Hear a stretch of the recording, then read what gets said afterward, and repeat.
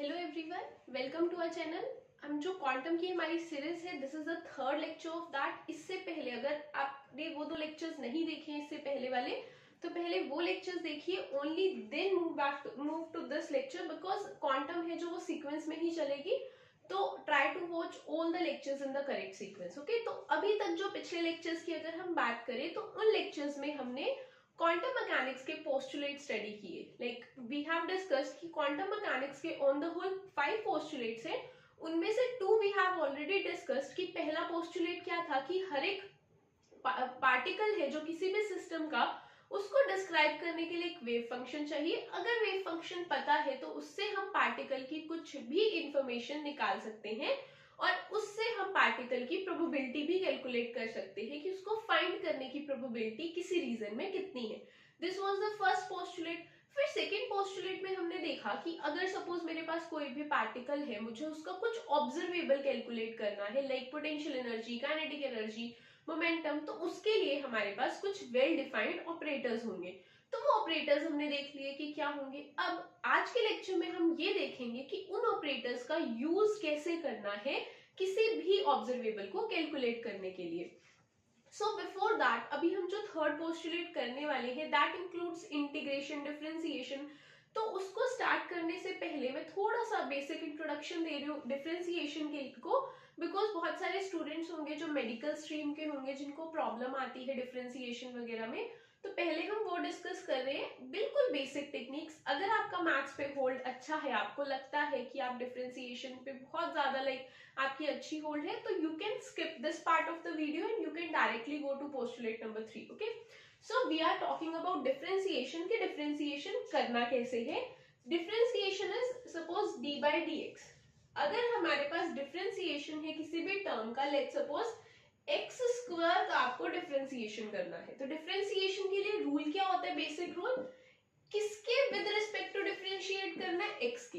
X के with respect to differentiate करना है तो उसकी पावर कितनी है, 2, तो पावर आ जाएगी आगे, और x as it is, power में से 1 क्या हो जाएगा, सबट्रैक्ट। तो कितना आ जाएगा इसका answer, the differentiation for this will be 2x। Similarly अगर मुझे डिफरेंशिएशन कैलकुलेट करना हो एक्स क्यूब का, तो सेम, पहले पावर आगे आ जाएगी, फिर x की पावर में से 1 सबट्रैक्ट हो जाएगा, मतलब 3 minus 1, that will B 3x square. ठीक है, ऐसे ही अगर मुझे अब डिफरेंशिएशन करना है किसका, 5x4 का, तो सेम पावर आगे आ जाएगी। अगर पावर आगे आएगी, 5 ऑलरेडी यहाँ पे है, 4 is this, we will get 20, 5 4 4 आगे आ गया, 5 से मल्टीप्लाई 20, x की पावर में से 1 subtract, so it will be 20x3। ये तो बिल्कुल बेसिक डिफरेंशिएशंस है जो हम करते हैं।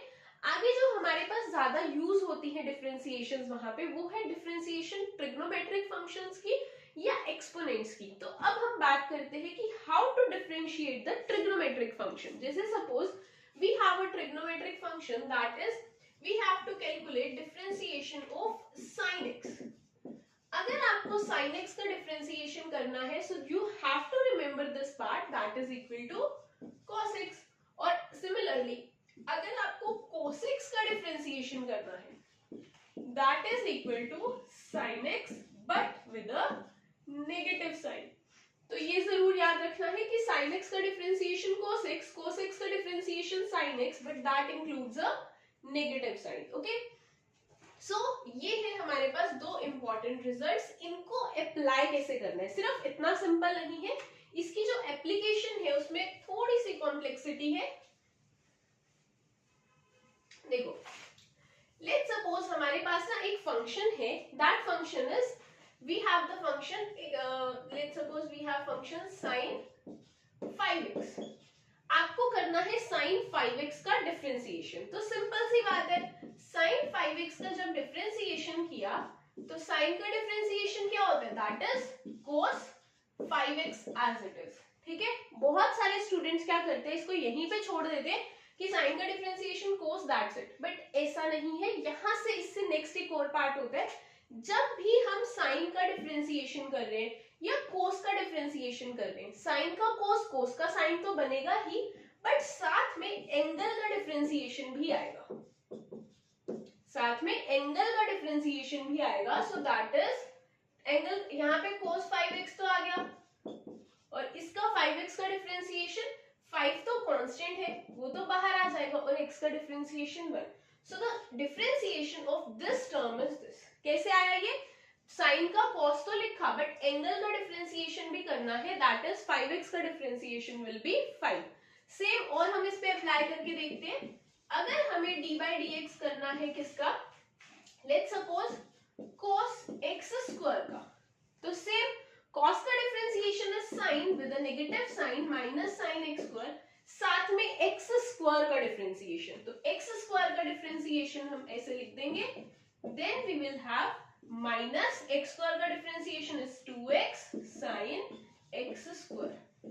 This is the answer. ठीक है, तो इसलिए कभी भी ये एंगल है जो इसके डिफरेंशिएशन को स्किप नहीं करना। This is how we calculate the differentiation of trigonometric functions.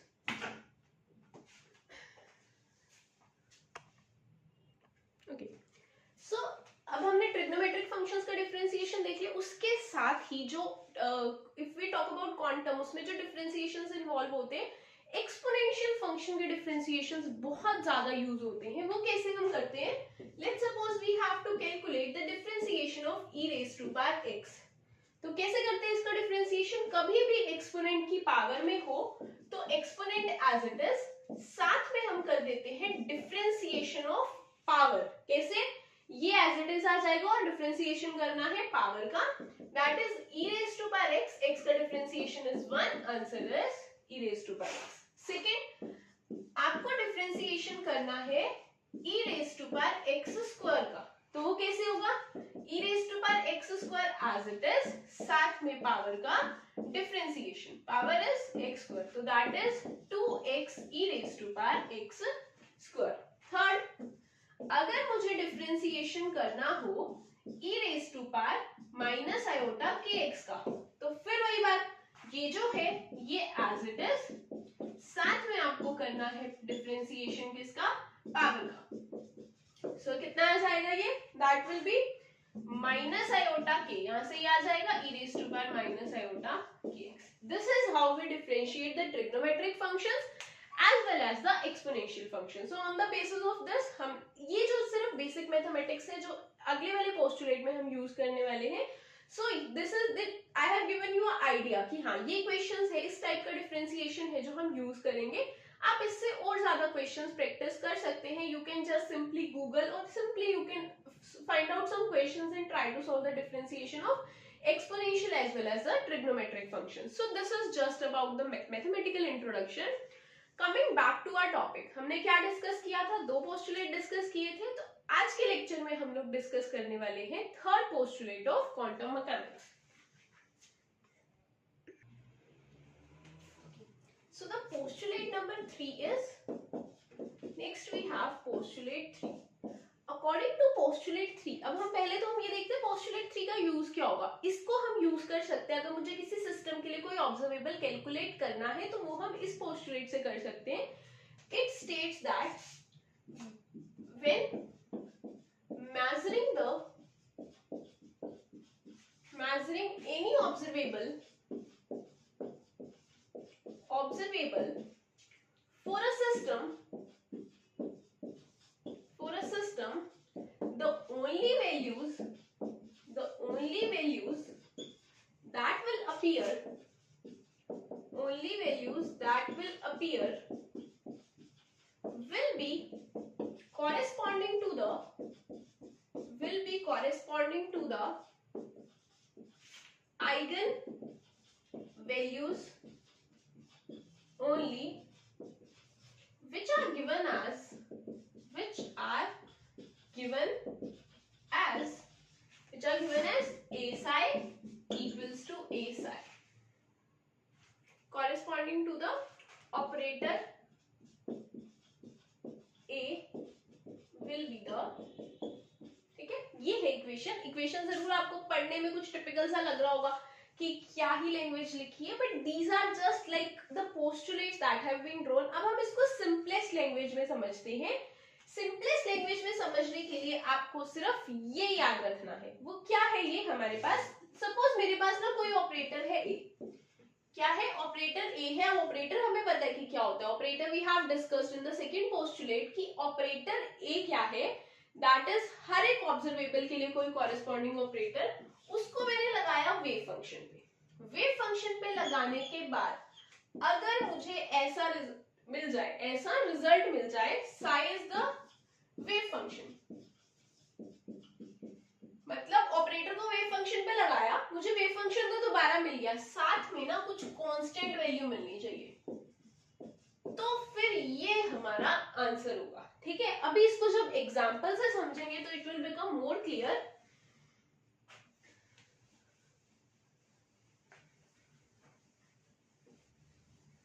देखो कैसे, मान लो मेरे पास कोई सिस्टम है, कोई भी सिस्टम, उसके लिए आपको, उसके लिए वेव फंक्शन है e raise to power iota kx, ठीक है, और आपको बोला जा रहा है कि इसका ना मोमेंटम निकालो। क्या निकालो? इसका मोमेंटम निकालो। तो आप क्या करोगे, आपको पता है कि मोमेंटम का ऑपरेटर क्या होता है, minus iota h cut curly by curly x। इसको अप्लाई करो किस पे, साई पे, करके देख लेते हैं।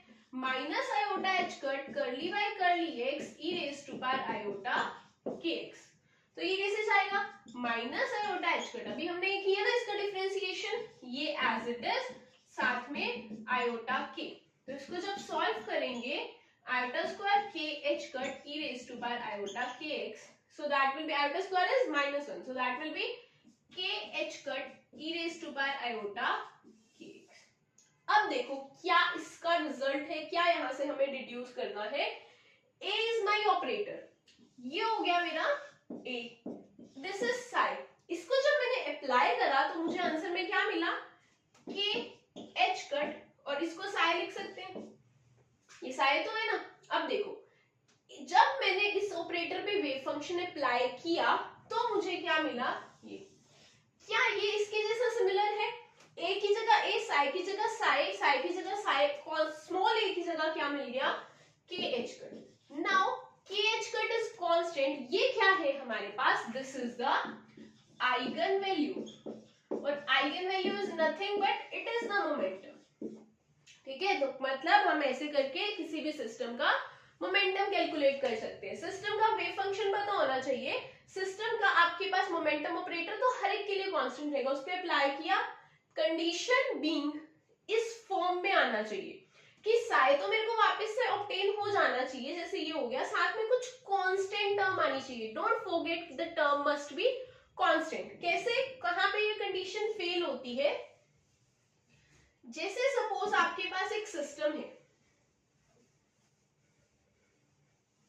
Let's suppose you have a system, वो सिस्टम कैसा है कि वेव फंक्शन है हमारा e raise to power minus iota k x square, और अब बोला है इसका मोमेंटम निकालो, तो फिर से आप वही करेंगे, a साइन ऑपरेटर, इस बार क्योंकि मोमेंटम निकालने के लिए बोला है तो हम मोमेंटम का ऑपरेटर अप्लाई करेंगे किस पे, e raise to power minus iota k x square पे। तो जब मोमेंटम का ऑपरेटर अप्लाई किया, माइनस आयोटा h कट, अब इसका करना है डिफरेंशिएशन। जब इसका डिफरेंशिएशन करेंगे, पहले तो e raise to power minus k x square as it is आ जाएगा, साथ में पावर का differentiation, that will be minus 2 iota k x, ये आ गया।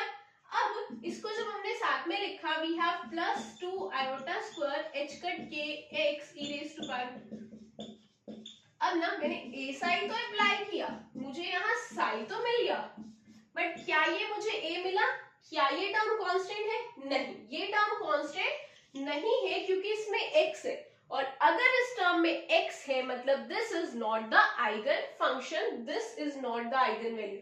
ये जो पूरा का पूरा ये वेव फंक्शन है, ये आइगन फंक्शन नहीं है, और ये जो मेरा वैल्यू आई है ये आइगन वैल्यू नहीं है, तो this can not be used to calculate momentum. ठीक है, तो कंडीशन क्या है, ऑपरेटर को जब वेव फंक्शन पे अप्लाई किया तो एक तो मेरे को वेव फंक्शन पूरा का पूरा मुझे वापस मिल जाना चाहिए, उसके साथ में कोई कांस्टेंट टर्म आनी चाहिए। अगर ये कंडीशन सेटिस्फाई हो जाती है तो ये जो कांस्टेंट टर्म है वो मेरा आंसर है। So this is how second third postulate can be used to calculate the value of any observable. तो ये समझ आए, अभी हम इसके क्वेश्चन प्रैक्टिस करते हैं, तो जो भी थोड़ा बहुत अगर कुछ भी कंफ्यूजन है तो वो क्लियर हो जाएगा। Okay, so next we have some questions to practice. check whether these are eigen function or not. If yes, calculate the eigen values. अगर तो eigen function है तो ठीक है, तो आपको eigen values कैलकुलेट करनी है, अगर नहीं है तो you can leave the question. Okay, so a क्या है d by dx, psi क्या है x स्क्वायर. पहले हम अप्लाई करके देखते हैं. अगर मैं a को psi में अप्लाई करूं तो I will get d by dx of x square. तो मुझे क्या मिला 2x. क्या मेरे को अपना वेव फंक्शन वापस मिल रहा है. वेव फंक्शन क्या था x स्क्वायर. क्या मुझे यहाँ पे ये a psi की फॉर्म में मिल रहा है. क्या मुझे वेव फंक्शन वापस मिल रहा है. नहीं ना, बिकॉज वेव फंक्शन तो x स्क्वायर था और मुझे मिला x. So this is not an eigen function. जब आइगन फंक्शन ही नहीं है तो आइगन वैल्यू तो कैलकुलेट कर ही नहीं सकते. Okay, so next question, dy dx you have to apply for sin x. अगर मैं अप्लाई करूं dy dx for sin x, that comes out to be cos x. तो मेरा वेव फंक्शन क्या था sin x, मुझे रिटर्न में क्या मिल रहा है cos x. क्या मुझे ये a psi equals to a psi का फॉर्मेट मिल रहा है. क्या psi की जगह psi मिल रहा है. नहीं ना, सो this is not an eigen function. Third पे अप्लाई करके देखते हैं. My wave function operator is on the wave function. d by dx अगर डबल डिफरेंशिएशन है तो आप इसको ऐसे लिख सकते हैं. ठीक है, तो जब d by dx of sin x करा, so that comes out to be cos x. पहले तो ये वाला d by dx as it is रखा, अंदर वाले का बन गया cos x and that is equal to minus sin x. तो स्टार्ट कहां से किया था sin x से. क्या आंसर में sin x मिला. हाँ मिल गया.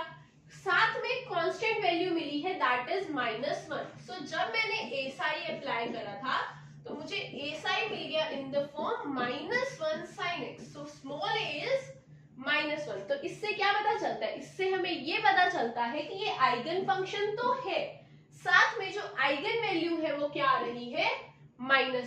सो this is how you calculate. Previous year में से बहुत सारे क्वेश्चंस आए हुए हैं जिसमें आपको क्या करना है, चेक करना है कि वो गिवन फंक्शन आइगन फंक्शन है या नहीं.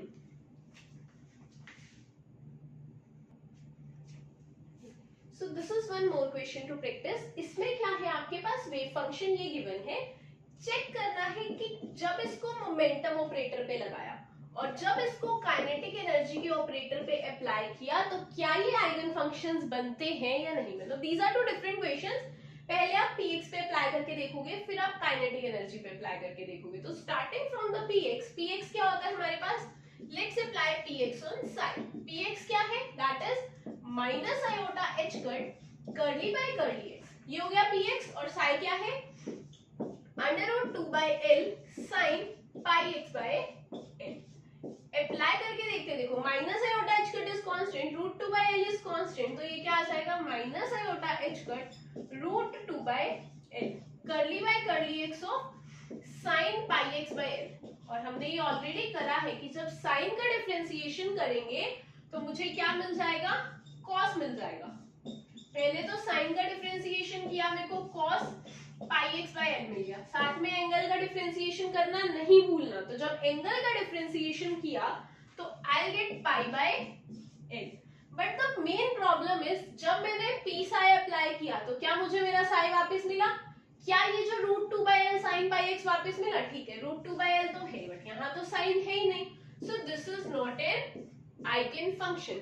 ये आइगन फंक्शन नहीं है. अब हम चेक करते हैं काइनेटिक एनर्जी के लिए कि जब इसी पर्टिकुलर वेव फंक्शन को काइनेटिक एनर्जी ऑपरेटर पे अप्लाई करा गया तो क्या वो वेव फंक्शन, क्या वो आइगन फंक्शन है या नहीं. So applying for the kinetic energy operator,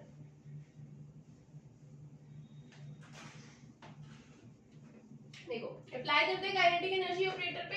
we have kinetic energy on psi. तो काइनेटिक एनर्जी क्या है, -h²/2m curly square upon curly x square. ये होता है ना हमारा ऑपरेटर काइनेटिक एनर्जी का. इस पे अप्लाई किया sin √2/l sin pi x by l. ठीक है, तो अब देखो ये तो कांस्टेंट है, ये तो आ जाएगा बाहर. -h²/2m √2/l. ठीक है, कर्ली दो बार करना है तो पहले हम इसको अलग अलग करके लिख लेते हैं. एक बार मैंने लिखा फिर दोबारा लिखा. That will B sin pi x by l.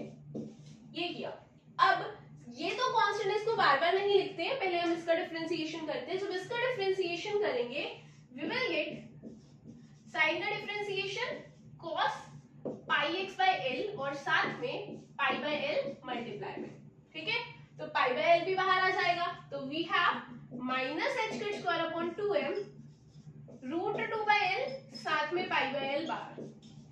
चलो ये तो काम खत्म। अब एक और डिफरेंशिएशन बचता है ना, जब दोबारा डिफरेंशिएशन करेंगे ये टर्म तो मुझे एज इट इज मिल जाएगी, और करली बाय करली एक्स जब इसका करेंगे sine pi x bye L साथ में पाई बाय एल एक और आ जाएगा, एक तो ये था एक और आ जाएगा। So the final function that we have is root 2 by L pi by L का होल स्क्वायर। एक पहले था एक वहां से आ गया। अब देखो वेव फंक्शन क्या है, ये क्या मुझे मेरा वेव फंक्शन वापस मिल रहा है? ऑब्वियसली वापस मिल रही है। देखो ये है और ये है, वेव फंक्शन तो वापस मिल गया, मतलब ए साई की फॉर्म में इसको लिखा जा रहा है बिकॉज साई तो मुझे वापस मिल गया। Talking about small a constant होना चाहिए। ऑल दीज वैल्यूज इधर इट भी एच कट है, एम है, पाई है, एल है, ये सब कांस्टेंट है।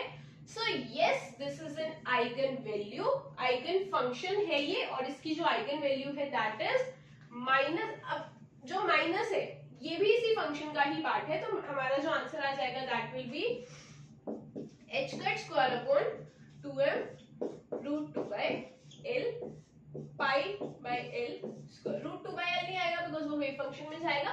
ये जो माइनस है, जब हमने कॉस का डिफरेंशिएशन किया तो एक और माइनस आएगा, then it will become plus. Okay, so the final answer means eigen value जो हमारी आ रही है that is this value. Okay, so this is how we calculate the eigen functions, this is how we calculate the values for a observable. ठीक है, तो this is the third postulate. ये सब क्वेश्चंस कुछ स्टैंडर्ड बुक्स के हैं, कुछ examples उठाए हुए उन बुक से।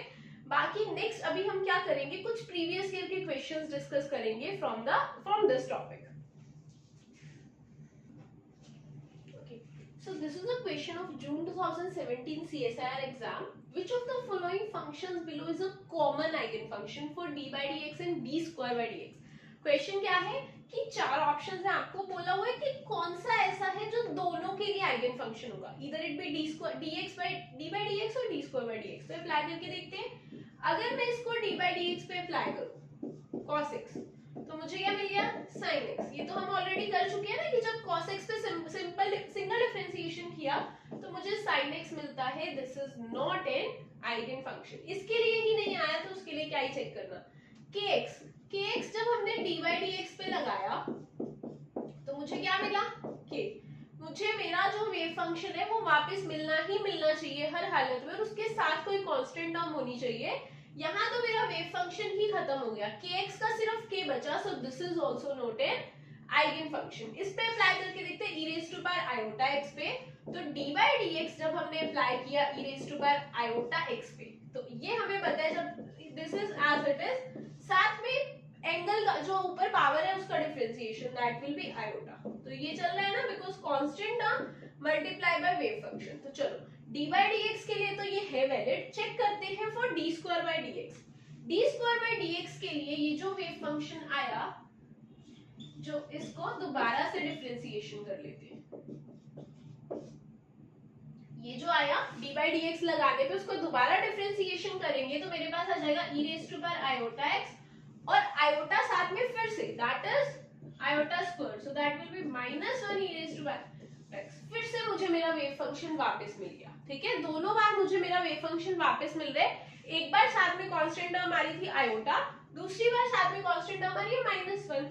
तो this is a eigen wave function. ठीक है, इस पे अप्लाई करेंगे तो ये हमने पहले वैसे वी हैव ऑलरेडी सॉल्व की। अगर मैं d by dx इस पे अप्लाई करूंगी तो मुझे आंसर में मिलेगा e raised to power -x square साथ में 2x।